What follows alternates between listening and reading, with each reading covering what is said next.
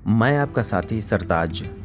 आज हम जानेंगे ईरान इजराइल टकराव के बारे में, जहां दो भाषण हैं और दो रणनीतियां हैं। मध्य पूर्व की राजनीति में हाल के दिनों में एक बड़ा मोड़ तब आया जब ईरान के नए सुप्रीम लीडर मुस्तफा खामनेई और इजराइल के प्रधानमंत्री बेंजामिन नेतन्याहू के भाषण दुनिया के सामने आए।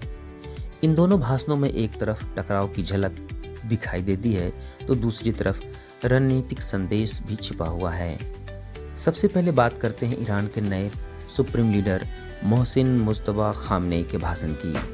मार्च 2026 के आसपास अपने शुरुआती संबोधन में उन्होंने कहा कि ईरान अपने शहीदों का बदला लेगा और क्षेत्र में अमेरिकी तथा इजरायली प्रभाव का सामना करेगा। उन्होंने यह भी संकेत दिया यदि दबाव जारी रहा तो होर्मुज जैसी रणनीतिक रास्तों को भी दबाव के साधन के रूप में इस्तेमाल किया जा सकता है। उनका भाषण मुख्य रूप से प्रतिरोध, बदले और क्षेत्रीय एकता पर केंद्रित था। अब अगर इजराइल के प्रधानमंत्री बेंजामिन नेतन्याहू के भाषण को देखें तो उनका संदेश बिल्कुल अलग लेकिन उतना ही सख्त था। उन्होंने कहा कि इजराइल और उसके सहयोगी ईरान की सैन्य क्षमता को कमजोर करने के लिए अभियान जारी रखेंगे और अपने नागरिकों की सुरक्षा को सर्वोच्च प्राथमिकता देंगे। दोनों भाषणों में तीन बातें साफ दिखाई देती हैं। पहला, दोनों पक्ष पीछे हटने के मूड में नहीं दिखते।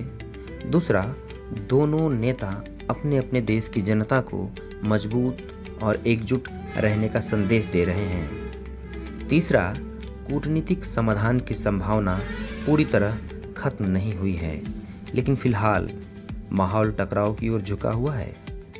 कुल मिलाकर ये भाषण सिर्फ बयान नहीं है, बल्कि आने वाले समय की राजनीतिक और सैन्य रणनीति के संकेत भी हैं। अब दुनिया की नज़र इस बात पर है कि क्या यह टकराव और भी बढ़ेगा या कूटनीति के रास्ते कोई और समाधान निकलेगा।